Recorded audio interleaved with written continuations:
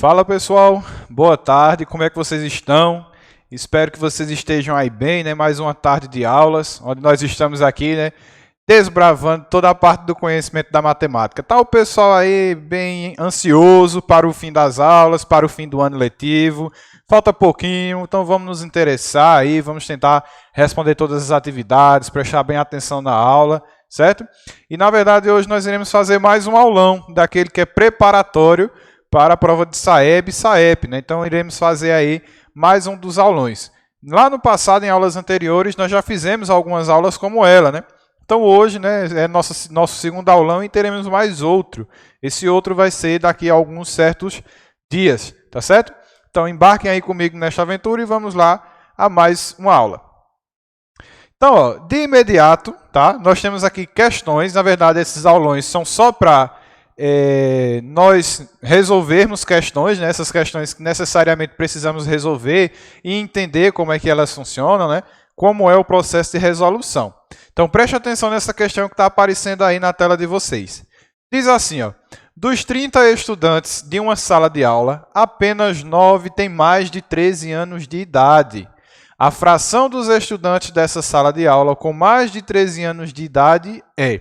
Então, observe o seguinte, do total, né, nós temos um total nessa sala, que é a quantidade de alunos.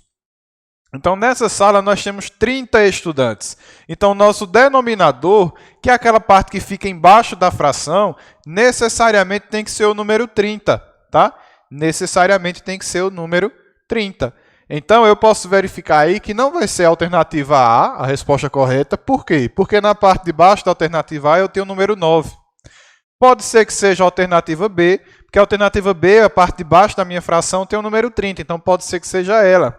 Mas tem outra questão, que é a letra D aí, que também aparece o número 30 na parte de baixo. E a letra C a gente descarta, né? Porque a gente sabe que, teoricamente, tem que aparecer o número 30 na parte de baixo dessa fração.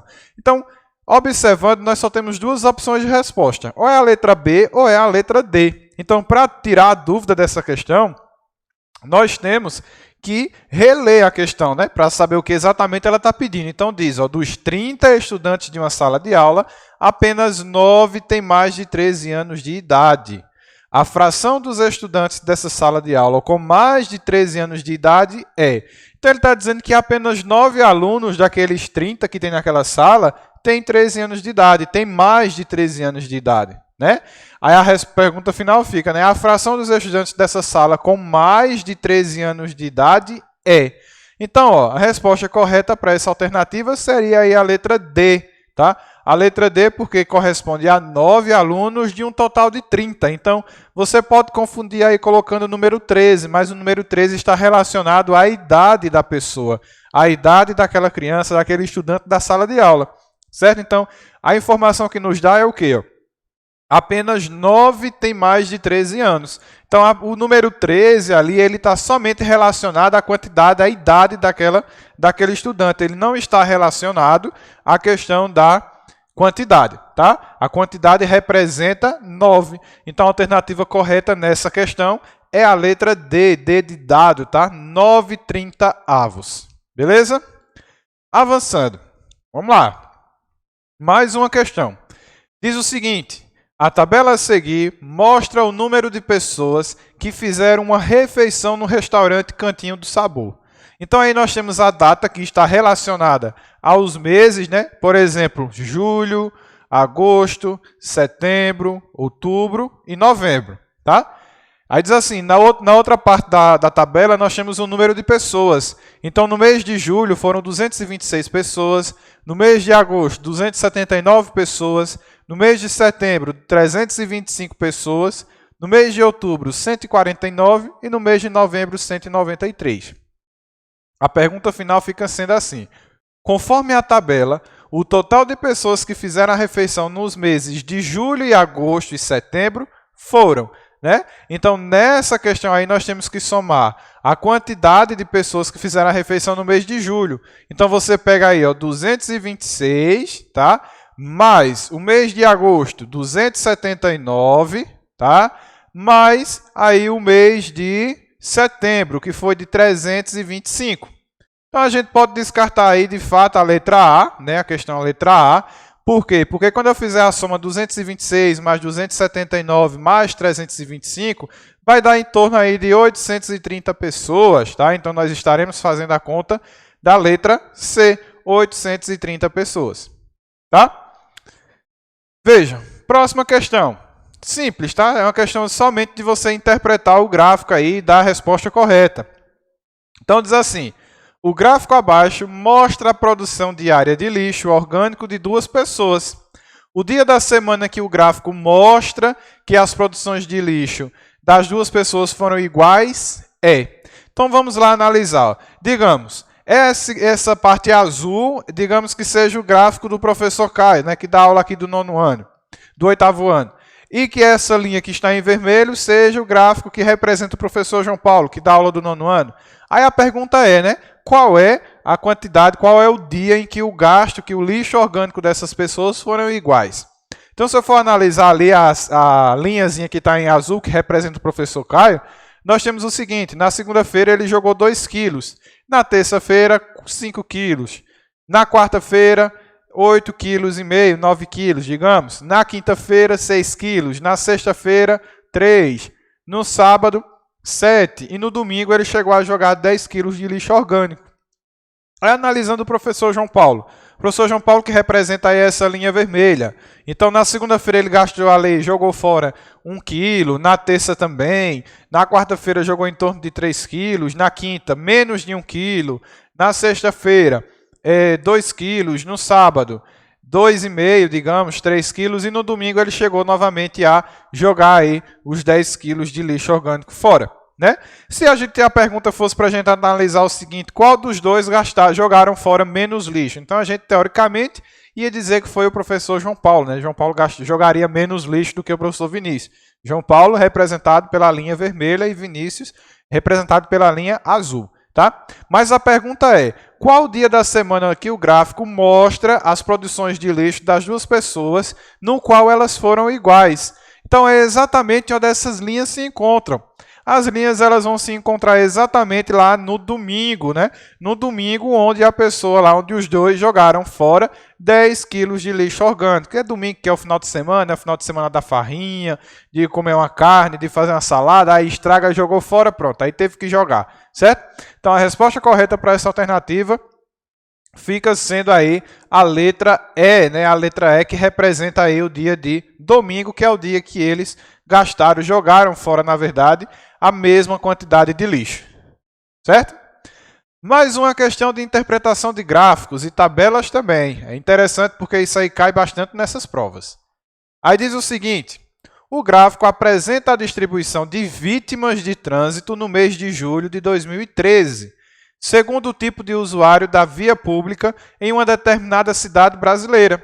Então, aí nós temos um gráfico que vai representar a quantidade de acidentes em que uma via pública teve, né, durante o mês de julho de 2013.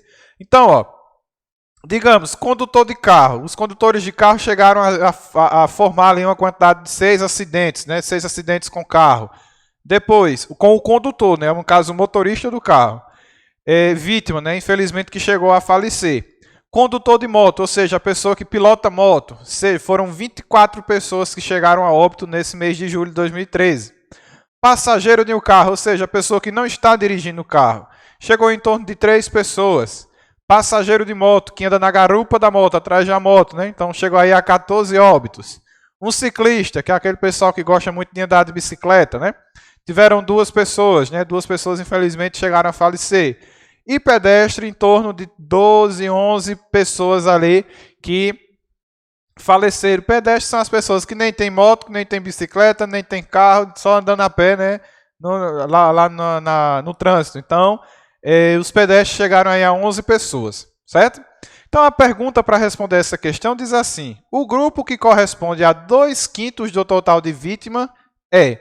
Como assim 2/5? Percebam que eu tenho o quê? Eu tenho 1, 2, 3, 4, 5, 6 barrinhas, onde cada barrinha aí representa a quantidade de cada tipo de pessoa lá no trânsito, né? Então, o grupo que corresponde a 2/5 do total de vítima é Ou seja, aquela quantidade que nem é mínima, mas também que nem é demais, né? Então, nem é mínima é o quê? É o ciclista, o passageiro de carro, a gente já vai descartando, né? Que são os menores. E aquelas que são maiores, que é, no caso, o condutor de moto e o passageiro de moto, a gente também descarta. Então, a resposta final fica sempre entre condutor de carro e pedestre. Tá? Condutor de carro e pedestre. Então, o grupo que corresponde a 2/5 do total de vítimas vai ser o condutor de carro, né? Condutores de carro são aquelas pessoas que, infelizmente, aí representam esse total de 2/5 da população de vítimas daquela localidade, né? No caso daquele mês representativo lá de acidente do trânsito. Então, a resposta correta para essa questão aí vai ser exatamente a letra B. Condutor de carro representa 2/5 desse total de vítimas de acidentes de trânsito. Certo? Então, ó, mais um aí para a gente estar já finalizando. Diz assim, sabendo que o perímetro de um hexágono regular é de 48,6 centímetros, qual é a medida de cada lado do hexágono? Então, aí eu coloquei do lado para vocês uma figura, onde essa figura ela mostra exatamente como é um hexágono, né? Um hexágono, já está dizendo, é um polígono que tem 6 lados formadores. No caso, ele forma aí a figura com 6 lados iguais, certo? E em cada lado desse aí eu tenho os vértices. Os vértices são exatamente esses pontinhos vermelhos que estão aparecendo aí na imagem, aqui do lado. Tá vendo? Esse pontinho aqui, esse aqui de cima, o daqui de baixo, são tudo aí os pontinhos que representam os vértices. Então, para eu saber exatamente quanto cada lado desse aí tem que medir, eu tenho que fazer uma divisão, tá? Então, se ele está dizendo que o perímetro, que é a soma, ó, lembre, perímetro vai ser a soma de todos os lados. Então, se eu pego a soma de todos os lados, que deu 48,6, eu vou dividir para a quantidade de lados que esse meu polígono tem. E a quantidade de lados que o hexágono tem são 6. Então, eu pego 48,6 e divido por 6. Então, eu colocando lá na calculadora, ou fazendo mentalmente, eu faço, né? 48 dividido por 6, que dá 8. 6 dividido por 6, que dá 1. Por isso que aparece aí na telinha de vocês 8,1 centímetros, que corresponde a exatamente a quantidade, o valor de cada lado desse meu hexágono, certo? Somente isso. Aparecer uma questão dessa, você sabe resolver. Isso é você pegar o perímetro total e dividir pela quantidade de lados que aquele polígono apresenta, certo? Mais uma. Diz assim, o gráfico a seguir apresenta o valor da contribuição em reais e o número de pessoas que contribuíram para uma feira de ciências. Então, ó, 10 pessoas contribuíram ali com 15 reais. No caso, ali, 15 pessoas contribuíram ali com 20 reais. 20 pessoas contribuíram com 25. 50 pessoas ali contribuíram ali com 10 reais e assim por diante, né? Dá para a gente identificar bem aí o gráfico. Aí diz, ó, de acordo com os dados apresentados nesse gráfico, o total arrecadado para essa feira foi de... Então, a gente vai ter que somar aí, tá? A gente vai pegar os valores e somar. Ou seja, pegamos o valor da primeira barrinha, que representa ali 10 reais. Então, 15 pessoas doaram 10 reais. Então, já tenho 150, tá? Depois, 20 pessoas doaram 15 reais. Então, já vou ter mais 300. Aí, certo? Então, 150 mais 300. Vamos fazendo a conta. Depois, 25 pessoas doaram 20 reais. Então, 25 pessoas doando 20 reais vai dar aí em torno de 500 reais. Então, ó, 150, 300, 500. Vamos fazendo a conta. E no final, eu tenho aí que 10 pessoas contribuíram com 50 reais. Então, eu vou somar agora 150, que é o da primeira coluna, mais 300, que é o da segunda coluna, mais 500 da terceira coluna, mais 500 da quarta coluna. Então, no final, eu vou ter aí um valor de R$ 1.450, que corresponde ao valor geral das doações dessas pessoas. Resposta correta fica a alternativa D, D de dado, certo? Mais uma, a gente está já terminando. Foi feita uma pesquisa com 138 alunos do 7º ano sobre o esporte preferido. Cada aluno votou em apenas um esporte. Observe o gráfico que foi feito com as respostas obtidas. Então percebam, né, que desse gráfico aí ele me diz que o futebol ele é o esporte mais votado. E me diz que a natação é o esporte menos votado. Tá? Então aí, ó, agora responda, né? Qual a diferença entre o esporte mais votado para o menos votado? Então só é você fazer 60 menos 16. 60 menos 16, você chega na alternativa correta, tá? Então, é isso, minha gente. A gente fica por aqui, certo?